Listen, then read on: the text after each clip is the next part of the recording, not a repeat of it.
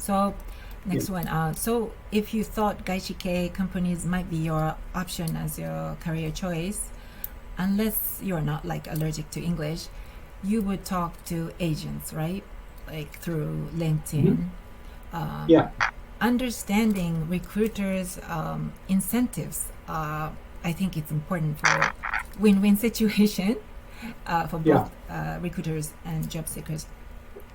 What are their incentives? I mean, obviously connecting the people to get a job, but I see I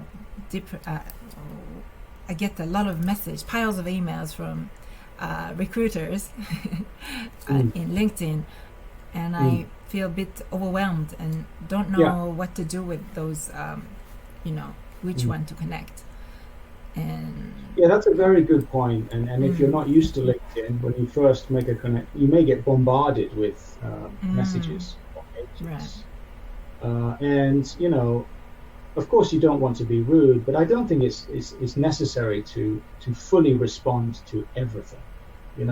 There's a lot of spam, there's a lot of time wasting, there's a lot of just marketing, and there's a lot of agencies out there where the individual consultant has to send a certain number of contacts out every day. They have to contact a large number of people, maybe by a bulk email or something like that, So it looks like it's personal. Or AI, So it looks like it's personal. Maybe it says, hi Ayako, blah, blah, blah, blah, blah.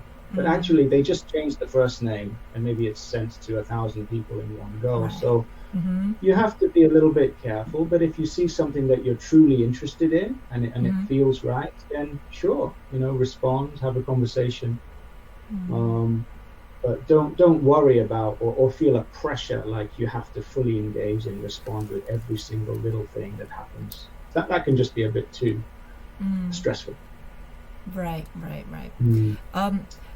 Could you tell me a little bit about the difference, the incentive difference between in-house recruiters and recruiters from agencies?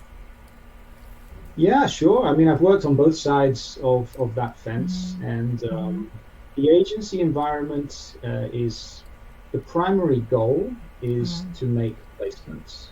Right? It's to get the candidate to change jobs, and maybe they have numerous clients. If you're specialized in retail or insurance or whatever it is, you would have a list of clients, and maybe you're sending that one candidate to 5 or 6 different clients and setting up many interviews. And the goal is just to make sure he joins one of those companies, he or she, and then you get paid, right?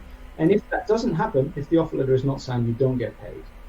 So all the work that was done was wasted in a way. So it's a very competitive environment. There's a lot of pressure, and that's why there can be a lot of pushing and encouraging people to change jobs. It's not right or wrong, but it's quite intense, and it's really the goal or the focus is the placement, getting paid, meeting sales targets, basically.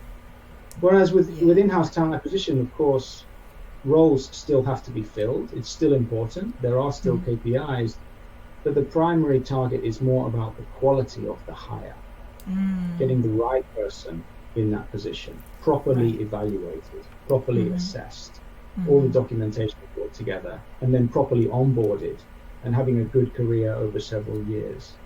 If the person leaves in the first year, then that's kind of a waste of time for TA. It's difficult for the agent, it's difficult for the candidate. So there's a real focus on quality of hire, and of course it's only for one company that the talent acquisition recruitment team are operating. Right. Good to know. If you know what they are looking for, then you can be calm about it and make decisions. I think so. I think so. And for the candidates out there, they can be willing to talk to agents and also willing to talk directly with internal talent acquisition teams as well, because more and more recruiting is being done directly by TA teams here, even in Japan, right? Yeah.